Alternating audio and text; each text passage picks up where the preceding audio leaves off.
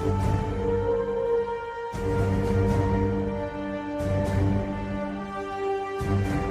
5, do you copy? Echo 5. Echo 2, good morning. Nice of you to drop by. Feeling alright, sir? Thought we lost you. Right now, I feel like I can take on this whole podcast myself. I know what you mean. Ready to send that transmission to Echo Base? Yes, sir. R10, patch through.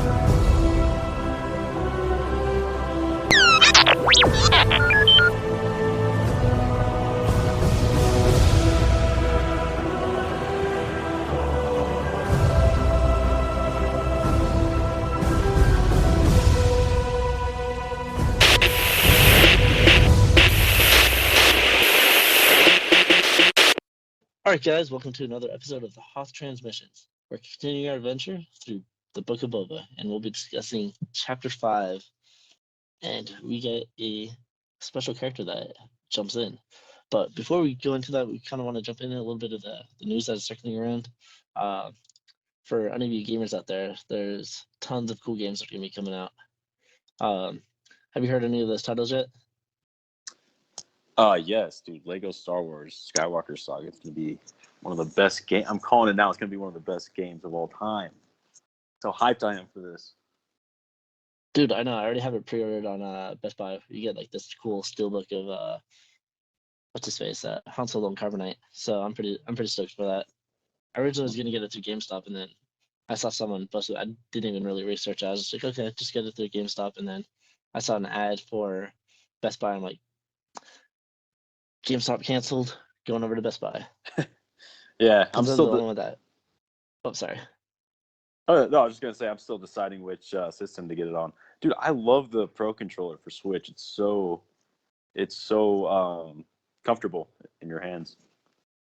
That is true. Most of the time when I play the Switch, though, it's usually the handheld, just because I'm used to Game Boy and all those, the Game Boy Advance, the DS, and so Oh for yeah, me, like yeah. playing a Nintendo like system that's handheld, it's just very nostalgic. That's what I've been doing for what was it? Pokemon Diamond, I believe. I think that Brilliant Diamond is the one I'm playing. Hmm.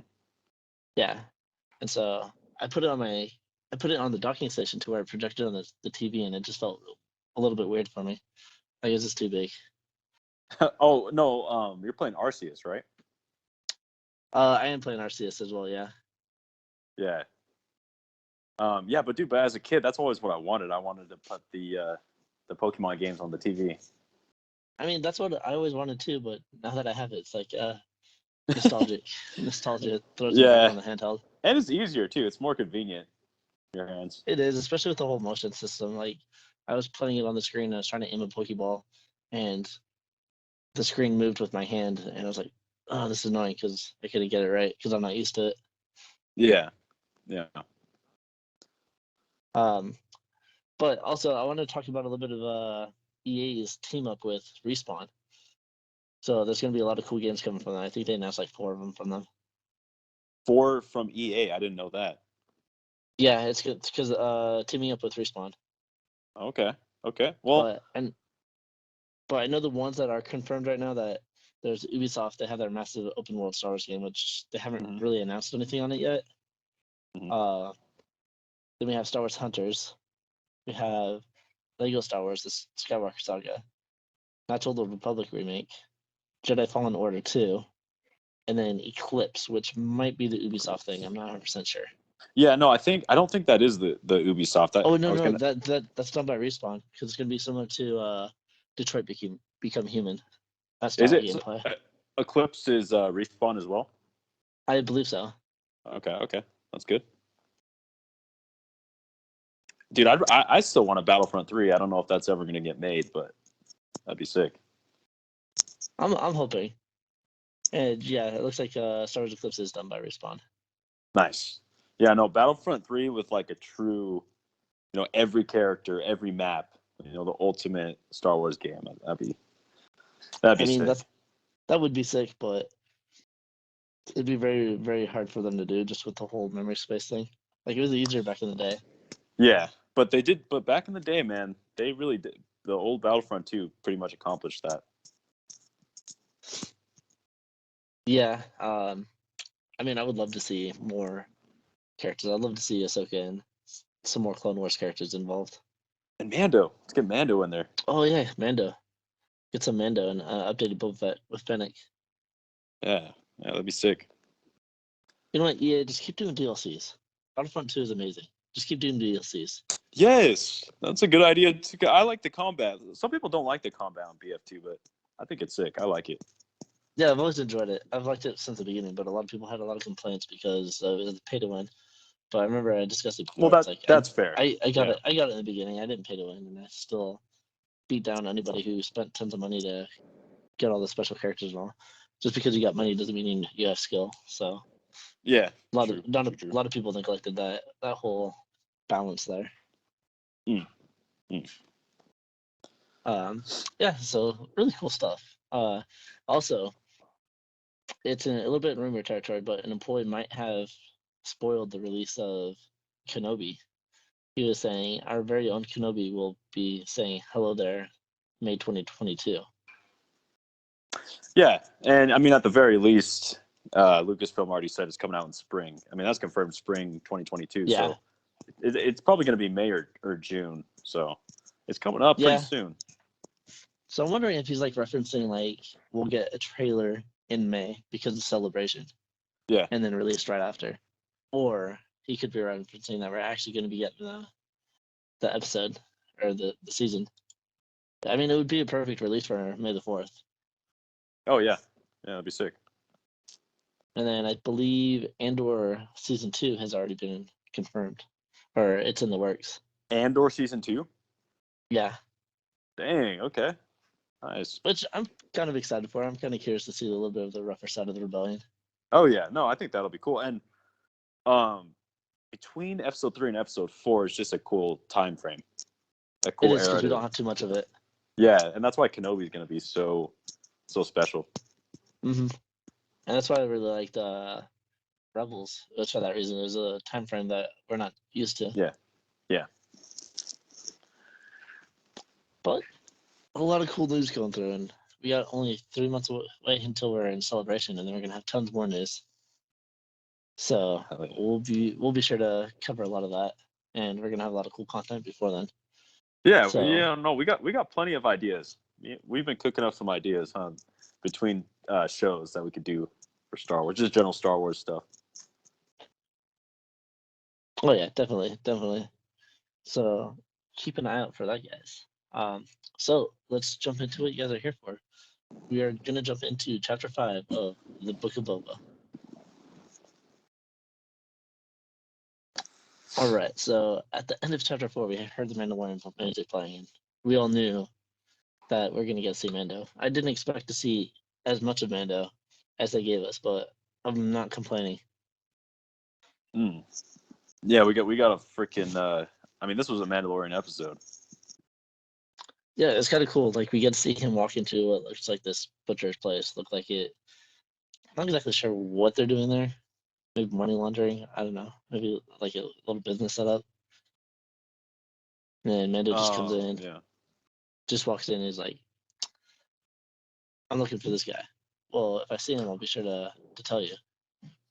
And Mando's like, no, the guy that I'm looking for is you. Oh, and yeah. then he throws on that, like, the little fob and has, like, the picture of him. He's like, oh, crap.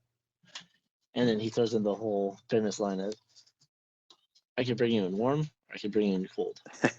Yeah, call back to the first, I think it was the first episode of Mando.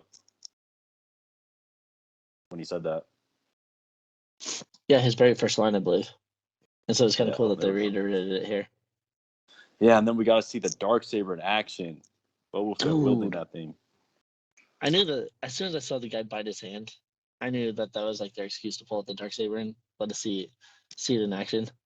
Yeah, and I liked the fact that they didn't make him what's the word I'm looking for, like perfectly skilled at using it yet. You know, you have to do some training. You know, Jedi train a lot to use lightsabers. You know what I mean? Yeah, and this is kind of like my little like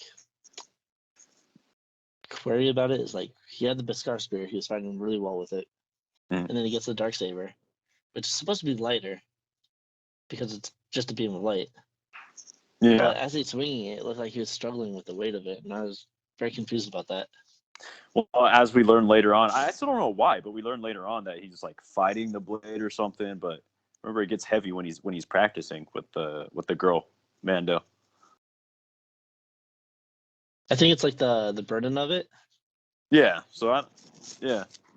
and so he's fighting against it. That's kind of what they're saying. But I don't know, a little interesting because I know Paz had a little struggle with it once he picked it up. I So wonder maybe the darksaber is something different than an actual lightsaber. that's what I was gonna say. I wonder if a Jedi picked up the darksaber. So is that a whole different thing? Like they couldn't just swing that around like a lightsaber. I don't know. Maybe like a Jedi uses the Force to help him swing it, or I don't know. Yeah. Yeah. But Han Solo seemed to be able to handle Luke's saber pretty well in Oh yeah. Empire Strikes Back. And Finn was And using Finn, rays. yeah. Mm-hmm. So there's got to be something a little different about the darksaber that we don't know much about. Maybe it has to do with the burden and the pressure of it. Yeah, but man, that opening fight scene. I was watching that with my family. We were going crazy. I liked how brutal it was. And he sliced the guy's head. Wait, no. First of all, he sliced the guy in half, and then he sliced his head off. That was crazy. Yeah, I was pretty stunned by that. Like a lot of people, like I know my buddy Echo 5. He's been wanting to see a Jedi go against like stormtroopers, actually see them chop them up and everything like that. Yeah, And so we finally actually get to see this guy get Mando just like, yep, chopping you in half. yeah, Most of the time that we see anybody get chopped in half, it's usually like the droids from the prequels. yeah. True. And so here we get a little bit more and a little bit more of the brutal aspect of lightsabers. Since this was, I mean, to me, this was basically just a Mandalorian episode. It almost seems like Mando season Mandalorian. 3. Yeah. Like some people were saying 2.5. Yeah. But I think Mandalorian is a little more brutal than Boba Fett, from what I've seen so far. Let's wait till the finale. The war is going to be kind of crazy, but Well, I mean, the difference between Mando and Boba is Boba's trying to earn respect. yeah, Mando just doesn't care. true. Mando's just like, I'm just trying to get my money and I'm done. Boba's actually not trying to stir the pot too much. Hmm. And so I'll reiterate what I've been saying in like the last few episodes. Is I feel Boba's just holding back, letting Fennec do all the hard work. Yeah. Also, I wonder. I wonder if Mando's more violent without Grogu. Could be. I mean, because when Grogu was with him, he was a lot more docile, I would say. Yeah. And now he's like, yep, I don't have to worry about the little kid being around, so I can just do my thing. Yeah. And they were what were they in, a butcher shop? That's what I was thinking. Yeah, I think it was like a butcher shop, but that was kind of cool to see in Star Wars. I guess they got to eat too, right? In the Star Wars universe. Yeah. So we get like kind of a little bit more background on that, which is cool.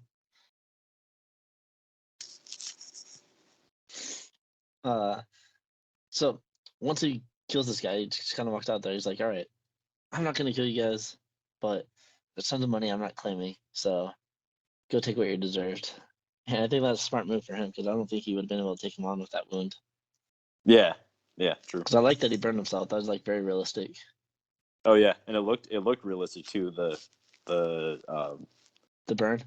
Yeah, I wonder if it was CGI or if they did it like practical, but it looked realistic. Oh no, that was definitely practical. You can definitely tell. Yeah. It looked pretty good. And then we come out and we get kind of like this cool shot of the Halo ring. Dudes, yes. Some people didn't like it. I feel like in Star Wars you're gonna get a bunch. People are always not gonna like stuff, but I thought that was cool. I mean, honestly, did too. Like the first time I saw it, I was like, man, this is actually really cool. Reminds me of Halo, but yeah. Well, it's pretty cool. It was like copy and pasted from Halo. I thought Halo was gonna sue them, but then I was researching it and I found out that that didn't originate from Halo either. Halo got that from some book from the 70s or something. Yeah, the Ring Planet or something. Yeah. So. But either way, it was pretty cool because it kind of gives you like a different aspect of the Star Wars universe. Like we think of mainly people just being on planets and whatnot. Here we get a sense of the Death Star being a space station that people habitate on it. So we get a different type of space station that people are living on. Yeah, I thought it was cool. Yeah, I really enjoyed it. I mean, like you said, not everybody's gonna like everything, but I thought it was cool. Also, throughout this whole episode, it seems like there was quite a big budget for the episode. I mean, all the scenes in space, the spaceships, the Halo ring. I mean, it looked like movie quality to me. It looked pretty good. Honestly, yeah, that's what I was thinking. The whole episode did feel like it was a movie. Yeah, yeah, And and so then he just goes and tries to oh, yeah, that's right, because he's carrying the head. I just thought that whole scene in the elevator was pretty funny. The guy's just kind of looking at him, and then it kind of steps away a little bit. yeah. Oh yeah. I like the way that that alien looked, and I did too. I thought it was a new one, but actually I found out it's from the sequels. Oh, interesting. Yeah, It's cool. I can't remember what movie, but One of the three. yeah. I do like that they're kind of tying everything in together. I know we got a lot of issues with the sequels, but I mean, there's a lot of cool stuff that came out of it. A lot of character designs, a lot of other stuff. Well, yeah. Well, And that's the thing I love about this whole Favreau and Filoni universe. They have that they incorporate everything together. And okay, so this isn't trashing the sequels, but I mean, this is just fact. They didn't have nearly any prequel content. They wanted to make they want to replicate the original trilogy feeling. You could tell that when I watch those movies. They didn't want to have a whole bunch of prequel content in there, but Mandalorian and Boba Fett incorporates everything: prequels, sequels, originals, everything. Even Clone Wars, even the animated shows too. yeah, very true. And that's one thing I liked about The Force Awakens is that they mentioned the clones. It was very brief, but they mentioned it. Yeah, I don't And remember. then that's all I you don't hear about remember that. the prequels. Yeah, Yeah, Kylo's talking to the Hutch, and Hutch is like he's like, wait, would you prefer a bunch of clones or something like that? I forget the line, but oh shoot. Yeah. yeah, it was a little jab towards Kylo, Mm. trying to piss him off, and it worked. Yeah, Kylo's a little anxious in that movie. Yeah, very much so. An unstable Skywalker, kind of, which I kind of liked is they kind of with this whole unstable crystal, this unstable blade kind of matched his personality. Yeah, yeah, it's funny. But hey, you probably know the answer to this. This could be a whole other conversation, but I wonder why they don't just clone Jedi. If they could clone I, can they clone anybody? that's what I was wondering, but I mean, I think that's what Palpatine was trying to do because he was kidnapping a bunch of Jedi children and doing experiments on them. Yeah, yeah, that's true. They because they did it. They kind of touched upon it in the Clone Wars. There's Okay. like a whole episode where Palpatine hires Cad Bane and Cad Bane's going kidnapping children, and then you see Palpatine is in like this room full of like baby younglings, and he's trying to do something with them. And I think that's like part of his experiments of trying to clone the Jedi. And Yeah, instead, he settled on Jango. maybe it's harder to like clone like the Force blood, the Force, I guess. But I was always thinking like if they're cloning regular troopers, why not just clone the Jedi? Maybe it's more it's harder to do or something. I don't know. I feel like the Force chooses who it goes into. I don't think like you can clone a Jedi and they'd come out Force sensitive. Also, Mm. I'm not sure. I'm not exactly sure that's how it works. Yeah, As I'll yeah, quote, that would make sense. as I'll quote, yeah, as I'll quote Han Solo. That's not how the Force works. Well, except for in the sequel trilogy because Palpatine was cloned. You know what? That is true. So, but I mean, if you look at it this way, because his mentality, he was able to transfer his mentality into a clone. So I don't know if it comes with his essence and his ability to transfer into another one that his force carries with him, or if the clone that he jumps into is force sensitive and he just renews it with that. Yeah, maybe. Or hey, remember they captured Grogu because they wanted to take his blood or something, right? That's what Moff Gideon was doing. To test it, yeah. Maybe he's trying to take some force power or something for the clone of Palpatine. Who knows? I don't know. Who I feel knows? like Gideon was acting on his own. I don't think he was part of the main group It's of possible. remnants. Yeah. Yeah, I'm not exactly sure what his whole his whole agenda was, but maybe he was trying to, because he had the Darksaber, maybe he was trying to find a way to acquire the Force to himself. And that's what the studies were. Yeah. Dang, that'd be crazy. Yeah, it'd be interesting. Again, I don't think that's how the Force works, but I mean, it's cool that they're trying to experiment it with a bunch of civilians that don't know what they're doing. Yeah. Because you got to think of it this way, because like you look into this whole galaxy during the prequels, there's only I think like 10,000 Jedi in this vast galaxy of billions and billions of civilians, and there's only 10,000 Jedi. And so that's one thing that's always kind of baffled me is like, how rare is it to be a Jedi? Yeah. Oh, yeah. I always thought it was pretty rare. And so that kind of just goes on with my whole cloning thing. So I don't know. Yeah. It's an interesting concept. Of something I want to jump into another conversation later because I want to actually kind of do a little bit more research on that and see if it actually was just 10,000 Jedi or that were listed, or maybe there's more Force sensitive that just never made it to be Jedi. Oh, Could always be yeah. that too. Sure. Yeah, I'm sure there was. I mean, Anakin is lucky he got found. You know? Yeah, but he was created. He's created? He was meant to be found. Oh, okay. Oh, I mean, yeah. I mean, you get that whole thing of Palpatine is the father of Anakin because he can manipulate midichlorians to create life. I think that's been debunked, but I still Yeah. hold on to that like as something that actually happened. Yeah. Like he was meant to be there. Yeah, well, we're going to have a Jedi Mandalorian pretty soon. Grogu, man. Training with Luke, still friends with Mando.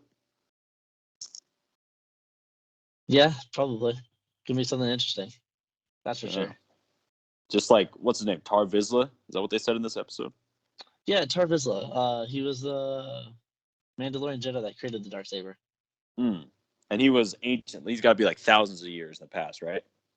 You would think, but I mean, I don't know how they're gonna do it in canon, but I was reading in the books I was reading up legends on him, and him and Jango fought, so he's not as old as we thought he was. Interesting. I didn't know that.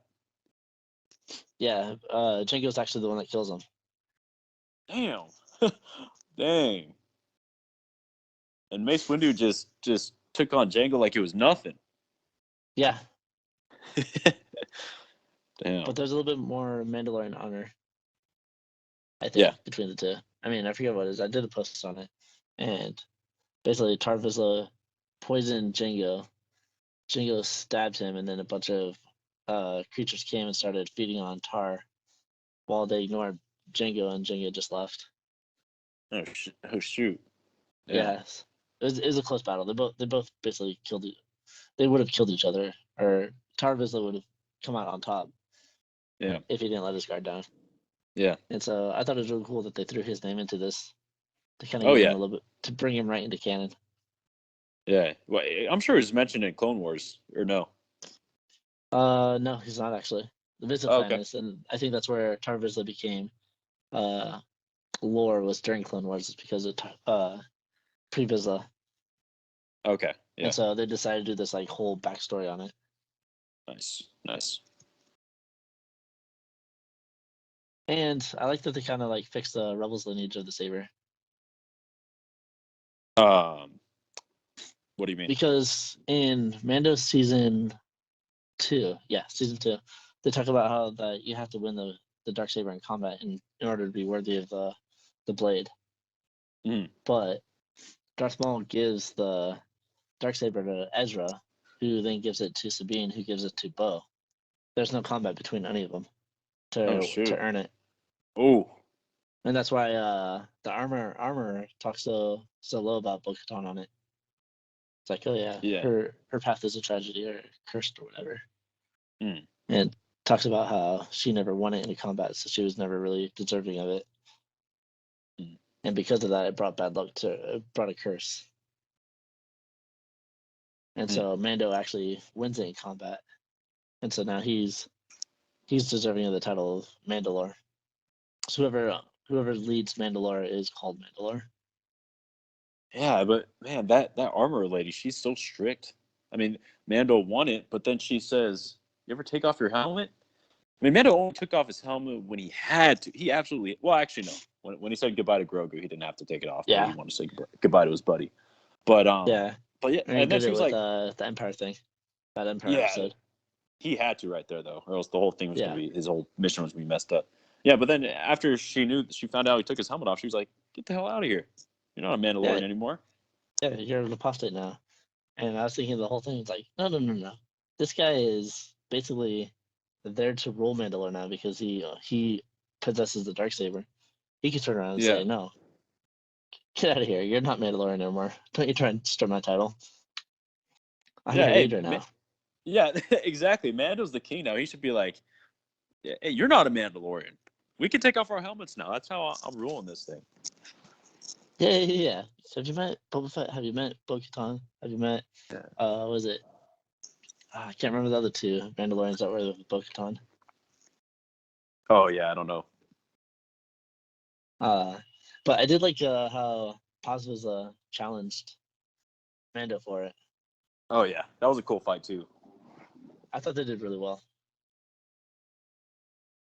Yeah, that was a cool little. He had a But shield and some kind of knife. I don't know what that knife was, but it's Vibro Dagger.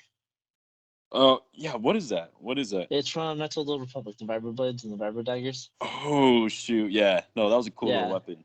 and That was so cool. it's vibrating, and that's why they call them Vibros. Vibro swords or Vibro Daggers. Nice, dude. That's sick. Yeah, I thought it was pretty sick. I was pretty excited for it. Yeah, I thought he beat Mando for a sec, and then Mando comes out and he stabs him in the kneecap and the shoulder and Yeah, he's wins like, it. no, no, no, no. Yeah, yeah, that was close though. It was a close fight. Also, when Mando was training with the armor, do you know what she was saying? Well, I forgot the dialogue. What were they saying? She was just counting in Mandoa, the Mandalore language. Oh yeah. Oh She sick. was just saying Solus, which is 1, Tyad, which is 2, Ain, which is 3, Kuir, which is 4. Hmm.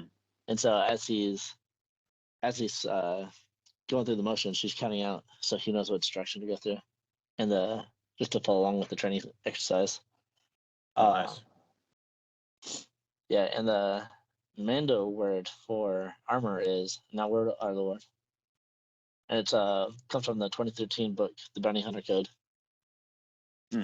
So that's Legends though, or is that canon? I mean that book is Legends, but as they pull stuff out, it becomes canon. Oh yeah. Just the specific stuff that they pull out of it. Yeah. And dude, I really liked how they brought in like the destruction of Mandalore. The Night of Oh 1,000 Tears, yeah. which I That believe you scene was first see that in sick. Rebels. Yeah, but in live action that was sick. And the funny thing, I saw your post on Instagram. As soon as I saw that, I was like, bro, this is like Terminator 2. That's exactly what I thought it was, to be honest. Yeah, And it was supposed to be that way. It was yeah, 100%, 100%. yeah, it was supposed to be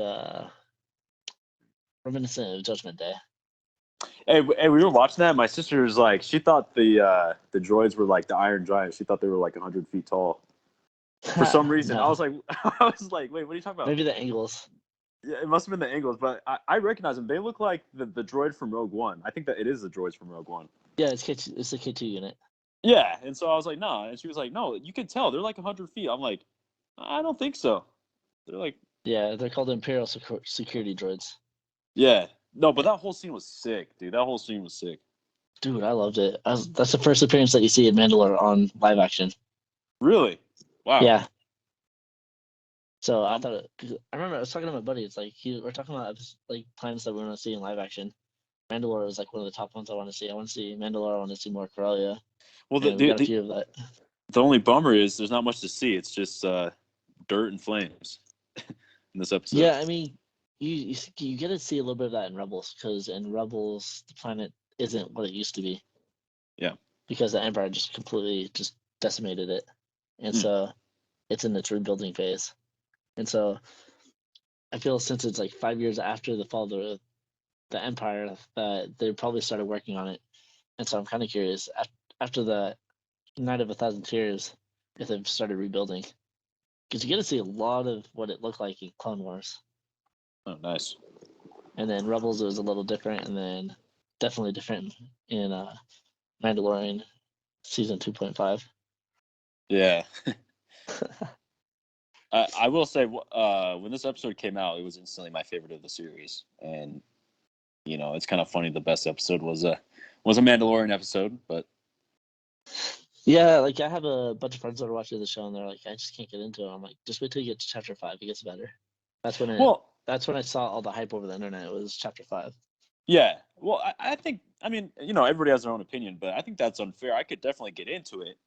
I think the show was good. It was good Star Wars. It wasn't as good as Mandalorian, but I think it was good. But the funny thing is, once you put this Mandalorian episode in there, you just see the difference in quality. Like, this was just better. In my opinion, it was just better all around. And the budget was higher. You could tell the budget's higher in this episode. Well, because most of it we've just been seeing a lot of brown and desert, Yeah. Yeah. and so this one really brought in a lot of color, so it's completely different. Not to Mm. mention Mando's got a different personality, so everything's different. Yeah. And he's such an interesting character, the way that they developed him. Oh, yeah. So I thought that was really cool. That's the other thing that I won't say worries, but I'm just skeptical about Kenobi. I hope we see a lot more than just Tatooine. We should get some Tatooine, but a lot more than just Tatooine. I feel there's going to be a little bit off Tatooine only because there's supposed to be the duel between Vader and Kenobi. Well, actually, they said Vader's going to be in every episode. Really? Yeah, so I just remember that right now. So we definitely, and I looked at the cast of characters too. There's all kinds of Imperial officers and Inquisitor. Well, I'm assuming they're Inquisitors because there's a bunch of characters in there. Yeah, I'll have to look it up. So we should be off Tatooine because the problem was you got Jakku from Force Awakens, and then you got this. There was a different desert planet for Rogue One, and then I mean it's too much desert recently. Star Wars loves its desert planets. Man, they do. So I mean, we'll see. Well, that's cool that they're considering having Vader in every episode. Maybe it's like Vader knows he's alive and trying to find him, and Kenobi's still trying to figure out how to mask his presence. Well, and what I'm hoping for now. Oh, yeah. So I mean, just like what they did with the Book of Boba, where they brought in Mando and brought us a whole nother aspect. So I feel we might see that in Kenobi as well. Oh yeah, and I mean, this might be reading too much into the title, but they say the Book of Boba Fett. I'm reading the Master and Apprentice book, and obviously Qui-Gon and Obi-Wan are the only characters in the book.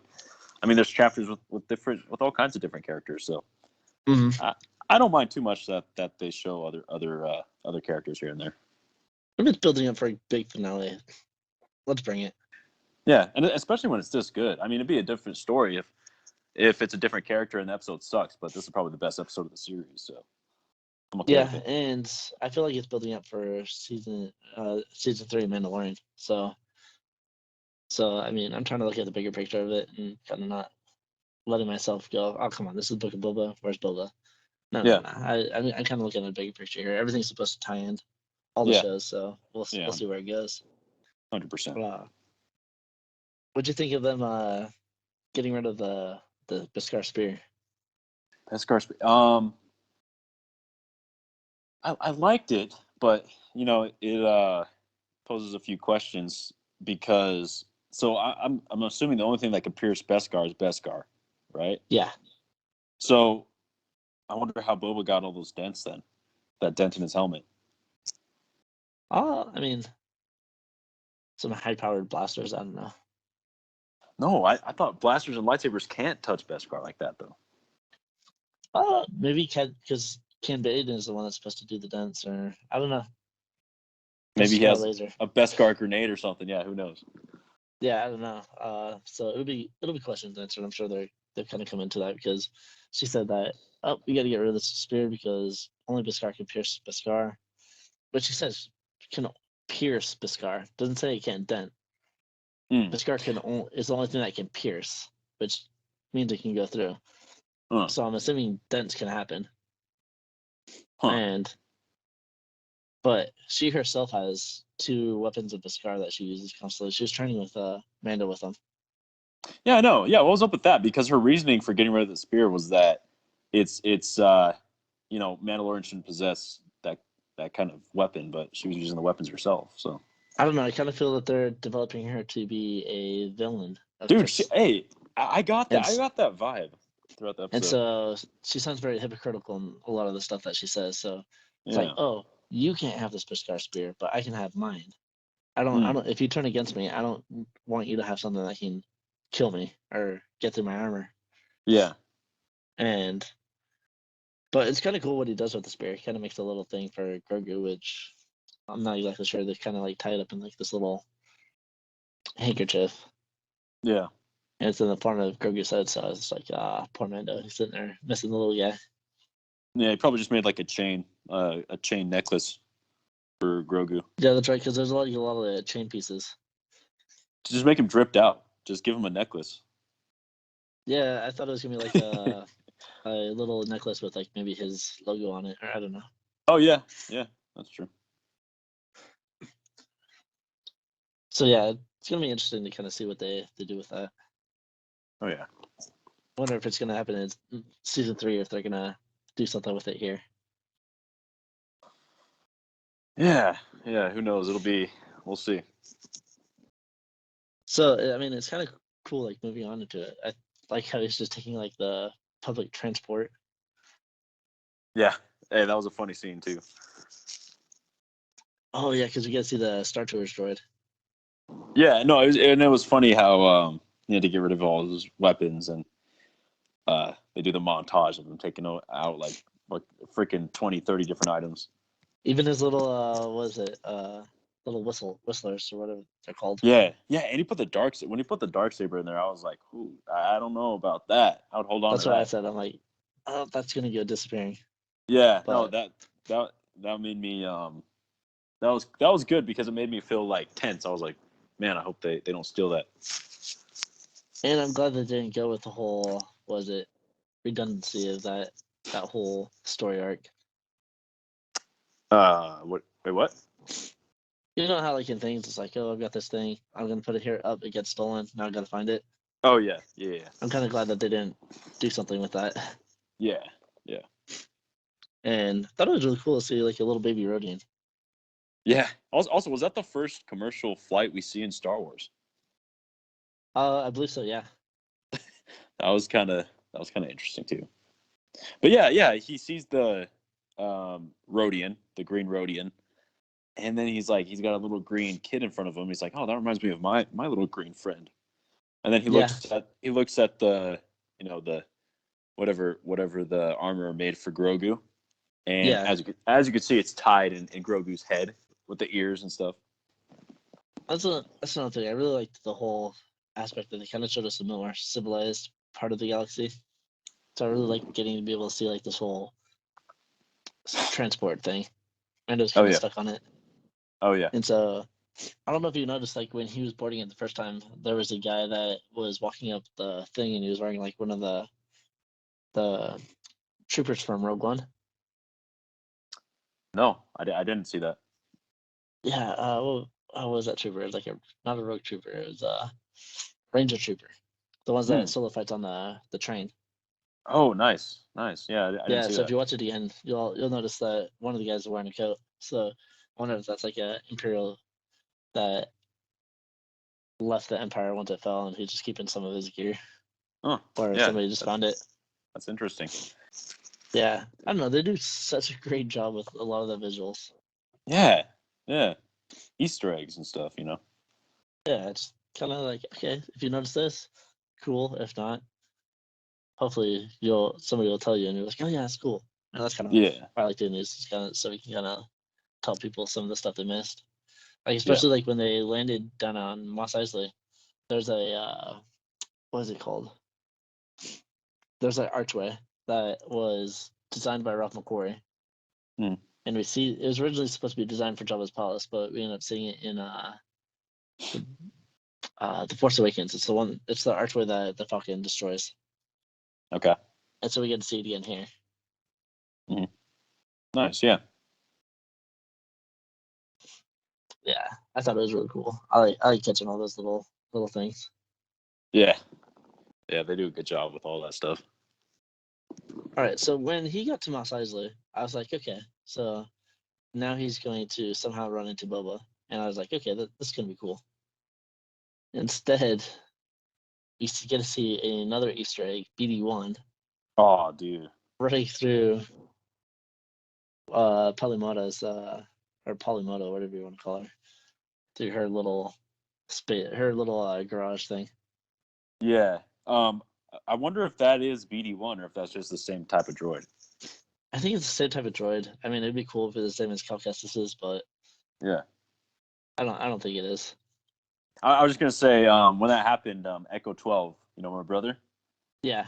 I was freaking out. I was like, "Oh my god, dude, BD1!" That was cool because I love that game. I played that game like 2 years ago, and yeah, I love that game. And he was like, who is that? I don't know. I've been trying to get him to play Fallen Order for like 2 years, but he loves video games. He loves Star Wars, but he won't play Fallen Order. I don't know why. Ooh, I'm gonna have to text him and tell him to play it. Yeah, and I especially asked the him. Fallen Order 2 coming out. Yes, dude. And I asked him, I was like, why? And he said because he doesn't like single player games anymore. So we're gonna have to roast him about that. Yeah. All right, Echo 12, if you're listening. I used to be the same way. I got stuck on multiplayer games for a while, but it's nice to play single player games every now and then. Yeah. Come on, we're gonna get him on that. Especially the Star Wars, man. Star Wars. Yeah. Gotta love the Star Wars. Yeah, Star Wars special. Come on.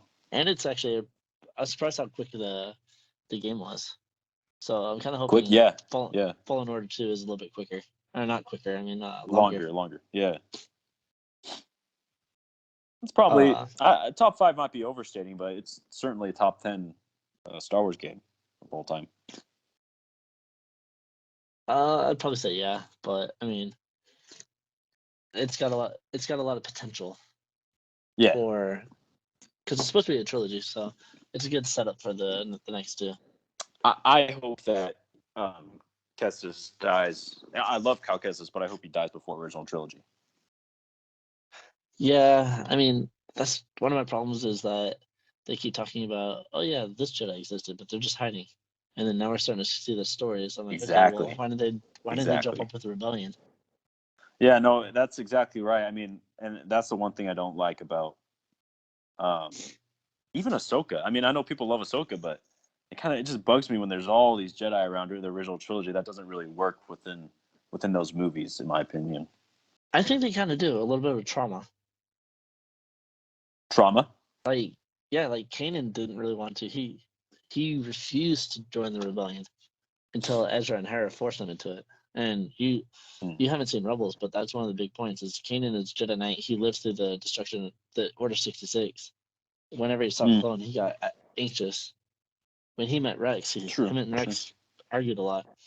And so they're kind of pushing, okay, let's join the rebellion. And so like, Kanan's like, no, it's not my battle. He's like, the Jedi are done. And I think that's kind of the mentality with a lot of the Jedi is that they just have so much trauma through Order 66 that they're just like, okay, well, I'm constantly being hunted. The moment the Empire is everywhere, so the moment I become known, I become a target. Yeah, and I'm sure they had Inquisitors hunting them down and whatnot. Yeah, and so I think that was kind of one of the biggest things why we don't see any. And that's why you got Luke, who comes through, who's like, I didn't live through Order 66. He's like, what's this Jedi thing? I'm the son of Vader. All right. But you do have. Oh, sorry. No, go. I was just say you do have dialogue from Obi-Wan and Luke saying, he's our last hope, he's our only hope, and then they say there's another, there's Leia. But I feel like just during those movies, certainly when Lucas was writing those movies, I definitely think he meant for the only Jedi left to be Obi-Wan, Luke, and possibly Leia and Yoda.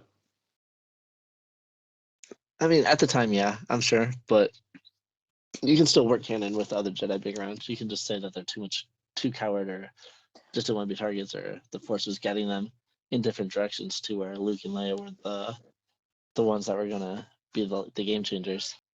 Yeah, so I think at the time they were intentionally supposed to be that, but I mean, you can easily rework the canon.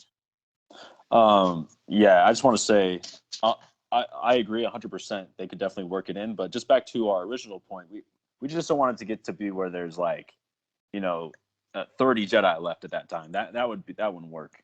It needs to be a very few amount.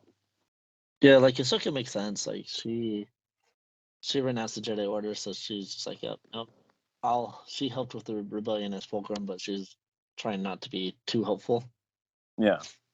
I mean, she didn't even during the time that Return of the Jedi, she was still on what was it? The planet that they in Rebels. Mm. And just kind of just protected that planet, but the Empire never returned there after Thrawn was defeated. Yeah. And she just stayed there with Sabine. And so I'm sure there's some other Jedi that just felt more protectors of certain areas. Yeah. And you know, we got some fans that really want to see Mace Windu come back, but man, I really hope he doesn't. Yeah, I don't want to see him. Yeah, I mean, God, it's gonna be like Okay. Dragon Ball Z. It's gonna be like Dragon Ball Z. Everybody can come back whenever. Death doesn't mean anything. Yeah, exactly. And they kind of did that with Fennec. They're like, oh yeah, Fennec can get her stomach Damn, yeah, reworked I into. forgot about that. I mean, which isn't as bad as Vader. Vader's basically a complete machine at this point. Yeah. And Grievous is actually the only organ he has was his heart, I think it was. Once you got here on Mos Eisley, just to jump back on track, Mhm. I thought the rest of the episode was going to be with Boba Fett. I was not expecting the next 12 minutes of him rebuilding his ship. Yeah, I love that stuff though. I also love that the lady, I forget her name, but the girl. Probably Mando. See, I'm torn between her. I don't know if she's a little too much or if she's just right. Oh, I like her. I think she's great. I think she's funny.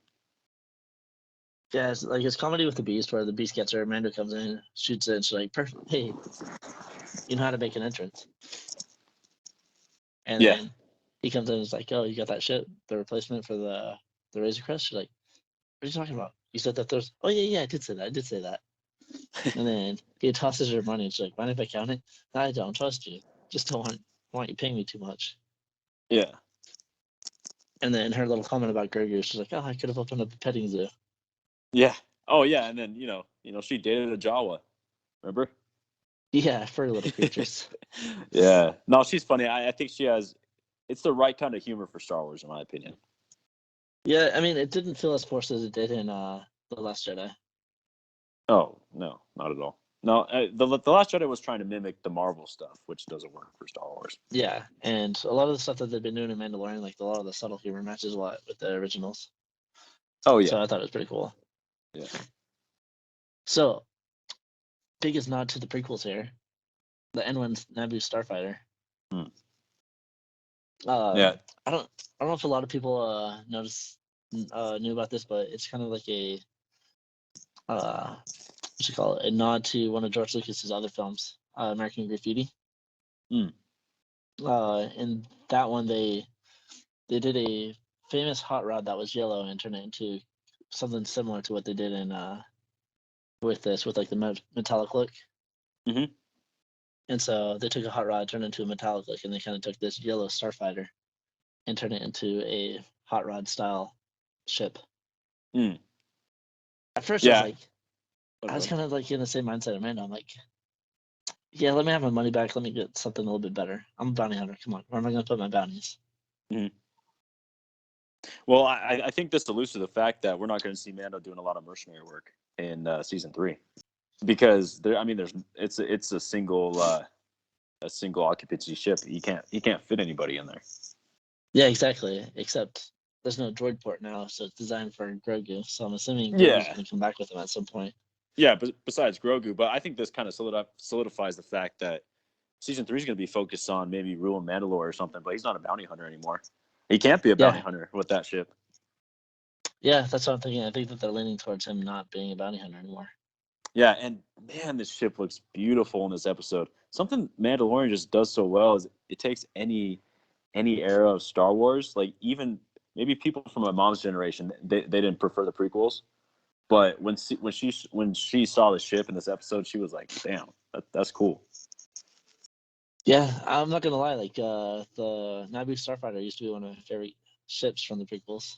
Oh yeah, oh yeah. Especially in there was a game on GameCube called Rogue Squadron, and you can unlock the Starfighter as a secret ship.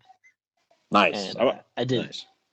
I jumped in Luke's T-16's Skyhopper and went and shot some romper rats with it. and beat the score to be able to unlock that thing. Nice. And Yeah. it's pretty sick. Flies really nice too. Yeah. That I mean, when they were making the ship, it immediately made me want to watch Phantom Menace. Yeah, it made me want to watch it too.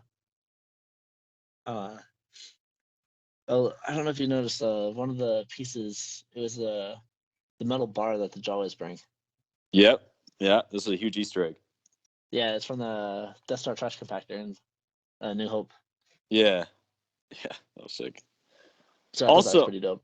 I'm sure you noticed, but maybe some people didn't notice this when Mando takes it out for a spin, when he takes the ship out for a test run.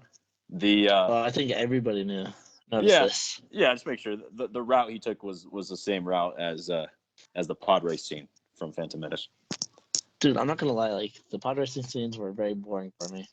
It was cool the What? first time they were What? cool the first time I saw them, but every time I see them now, it's like okay, I already know what's gonna happen, so let's just get past this and get to the rest of the story. Yeah. And Yeah. but when Mando took the same route, I'm like, oh, that's the same route that they took. Okay, this Yeah. is the pod racing scene. Isn't that funny Now how this is pod racing. Mandalorian? Yeah, no, this is pod racing. Mandalorian just can make anything cool, pretty much. True, very true. I don't know. He's just a cool character, and I just think the way that Filoni and Favreau are just really like telling the story, I think is pretty sick. It Yeah. just works. Yeah. But I'm a lot higher on Phantom Menace than I'm sure a lot of people are. I have Phantom Menace at like an 8 out of 10 or something. I love that movie.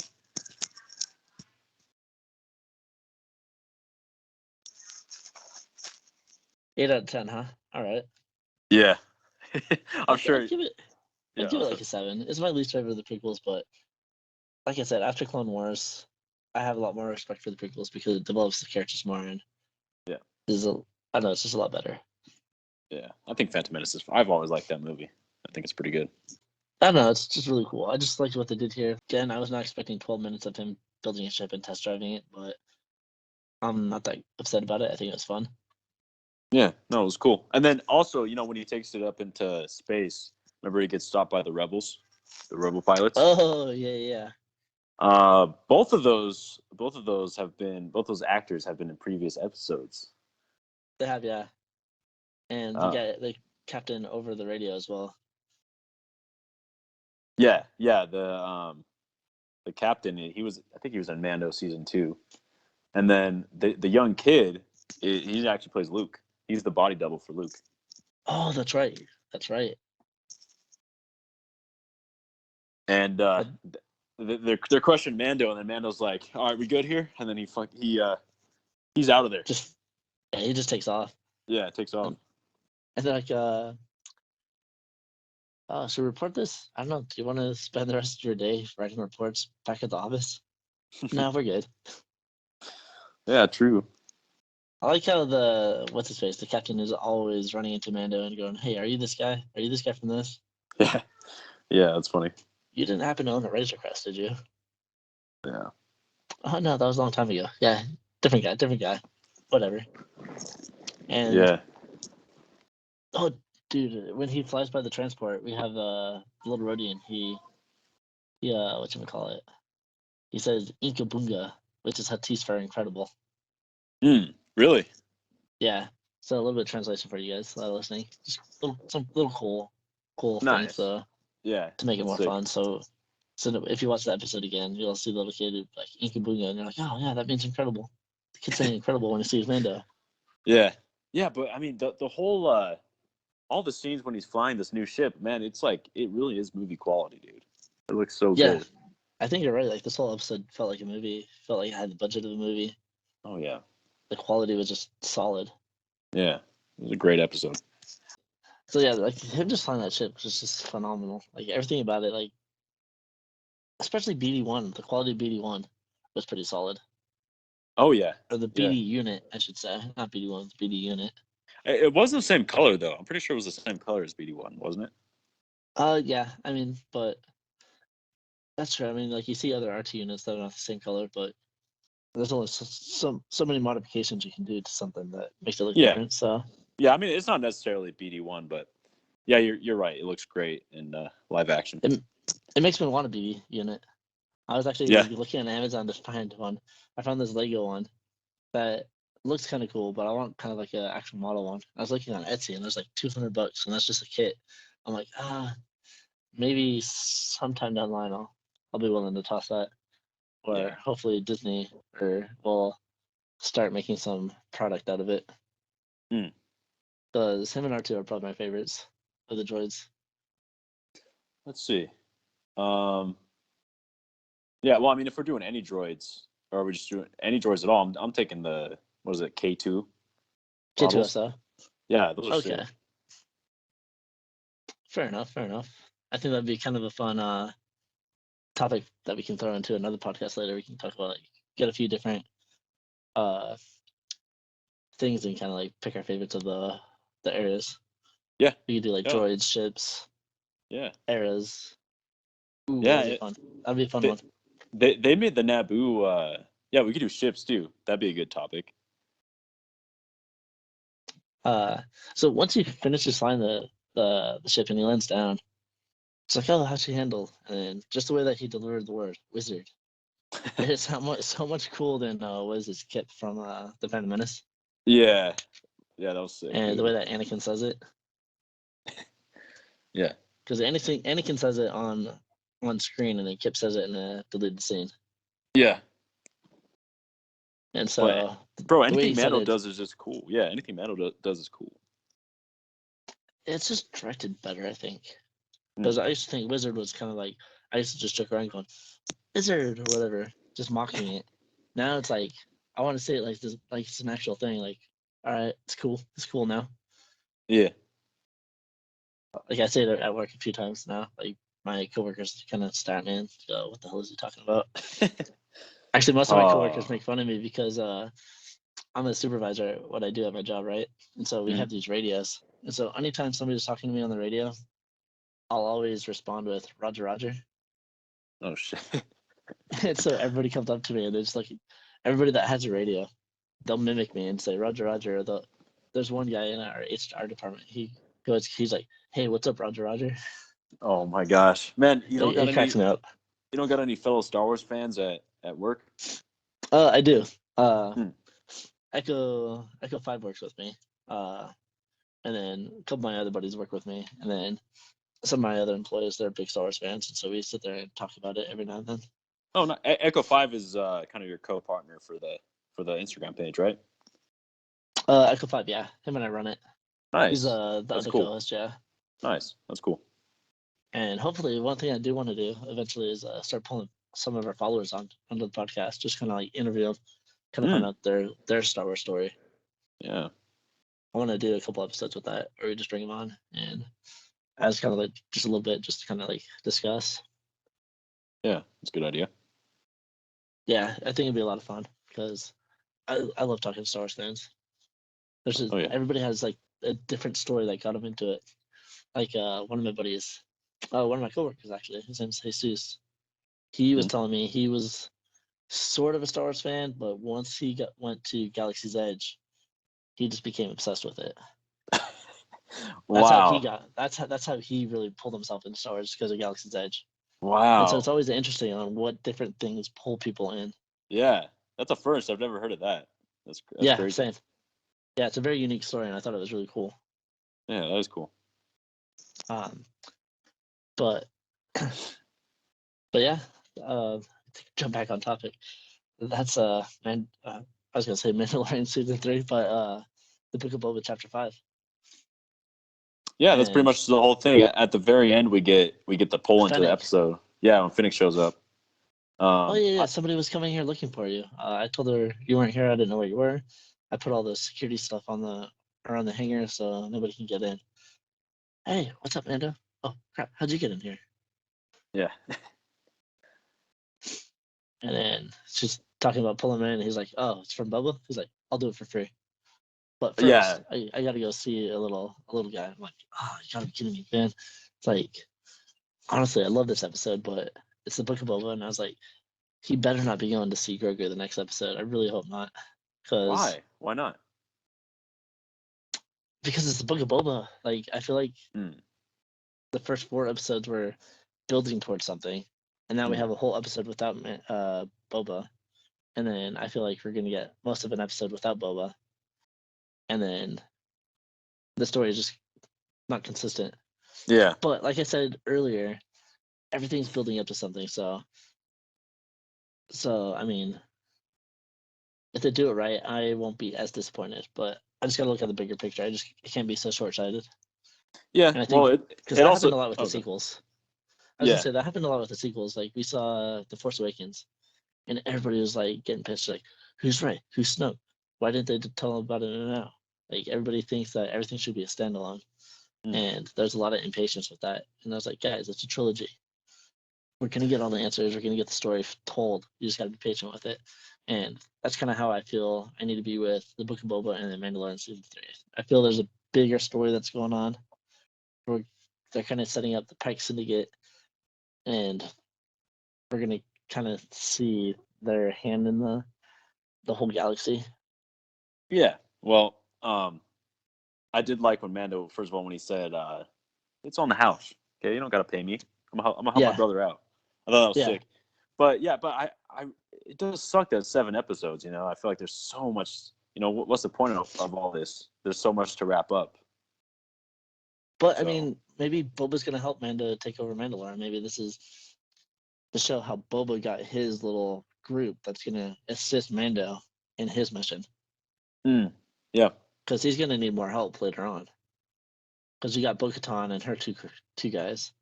Yeah. Not to mention, I don't know if Sabine will be involved, but then you got Mando, and then Boba and Fennec, and then I'm sure Boba's gonna pull his family in after he acquires them.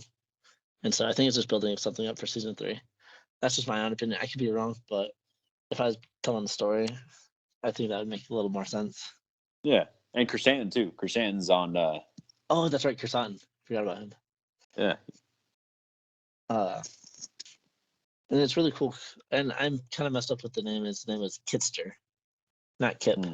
Anakin's little friend. Oh, okay. Kits, Okay. He's like, because he says that pod looks so wizard, Annie. Yeah. That's funny. Yeah. I was calling him Kip earlier, but I was just reading a thing. The kid's name is Kitster. Nice.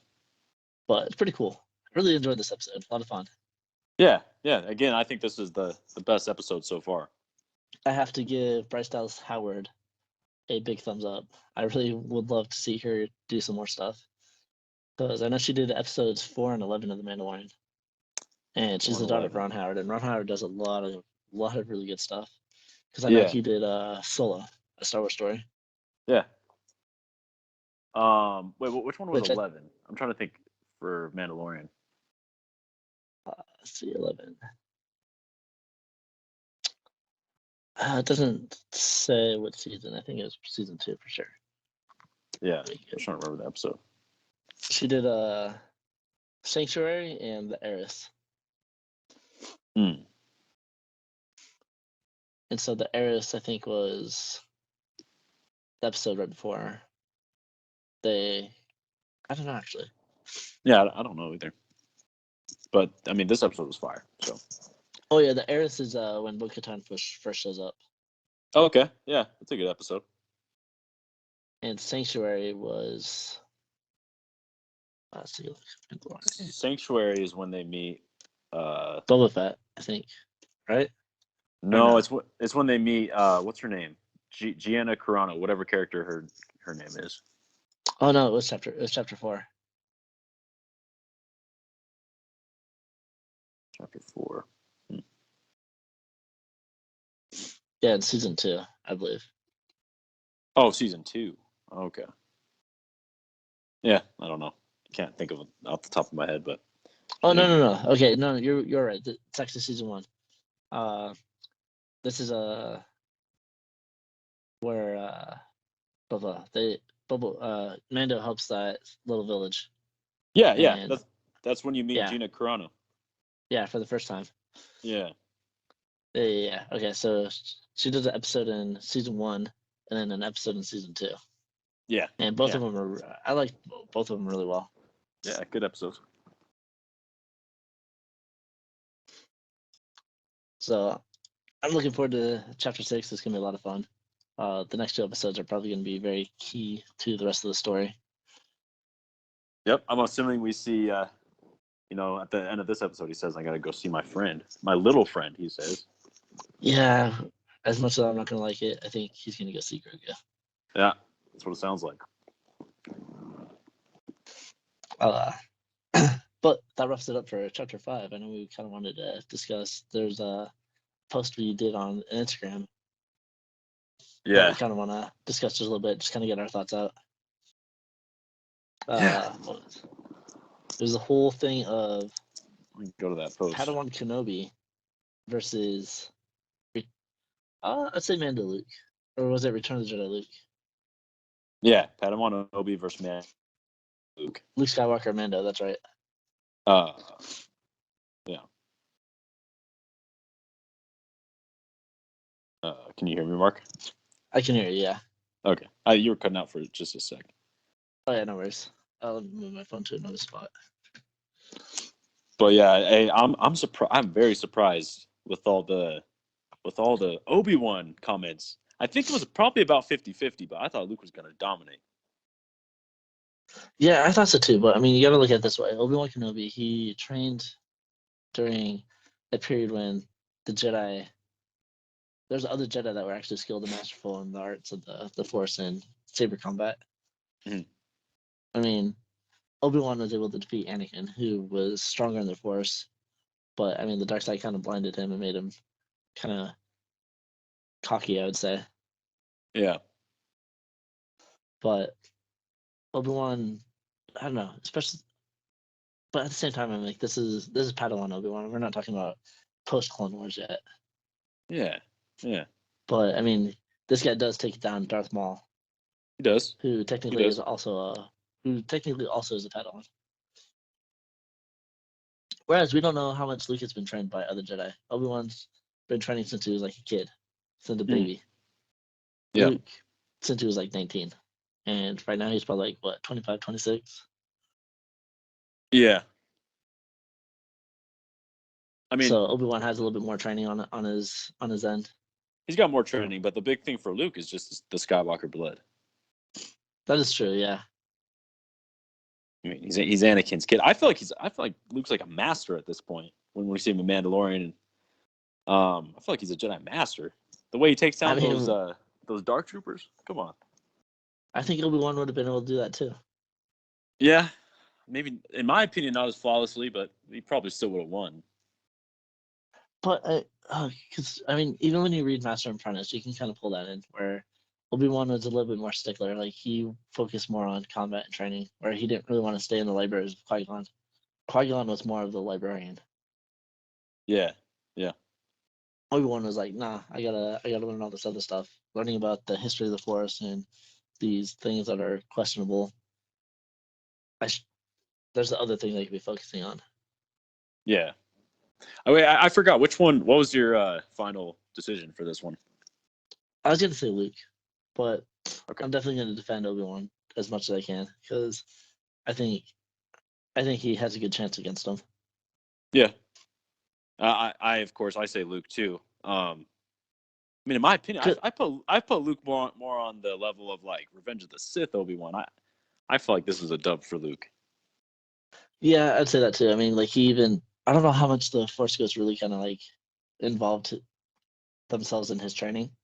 Yeah. But I feel Force Ghost Obi-Wan and Force Ghost Yoda took on a lot of training with Luke. Maybe even Qui-Gon shows up to help him. Yeah. Yeah. And hey, one thing both these characters have in common is they're so far in the light. There's like no dark side in these guys. They're very light side. If that makes any sense. I would actually no. I would say Luke has more dark side in him. Why is that? Like, and because you read the comics, like there's one key spot that I saw in the comic where Luke walks into a room and this Imperial officer throws a thermal detonator at him. Luke just picks it up and throws it back at him and blows them all up. Oh shit! Yeah. Yeah. Well, that's So, pretty badass. I mean, the thing with Luke is that Luke is not tied down by the Jedi Order. Like he even mentioned in The Last Jedi, quote unquote, that the Jedi Order were arrogant and they had a lot of flaws. And we see that Luke is they're kind of building Luke in the comics to be more of a wise Jedi. And spoiler alert, guys, we have seen Chapter 6. We recorded this after Chapter 6, so I'm going to throw in some Chapter 6 spoilers. Because what we've seen in even Chapter 6, that we see Luke training Grogu, that Luke is portraying more of the Jedi Order persona. And I think by the time we get to The Last Jedi, Luke is realizing that a lot of those teachings, while valid, are a suppression of the full power of the Force. Yeah. Because Luke has tampered in the dark side a few times. Even in Return of the Jedi, he did. Mm-hmm. He did it at the Jedi Temple when he did the Force choke, and then he used it against Vader. And then throughout the comics, we see small little acts that a Jedi wouldn't normally do, but Luke's not held back by those. Yeah, I mean, and his comment, I mean, it's all, you can't have attachments. You can't be attached to your friends, your family, if you're a Jedi. But I think an important distinction that Luke probably learns after Book of Boba Fett is that it's not the attachments that lead to the dark side; it's the fear of losing them. You can have the attachments, which we saw but in not the Empire Strikes fear. Back. Yes, exactly. Because I mean, he has his attachment to Luke, not Luke. He has his attachment to Leia, Han, Chewie, even R2. Like he has these attachments that I'm sure he's struggling with. And so it makes me really curious on,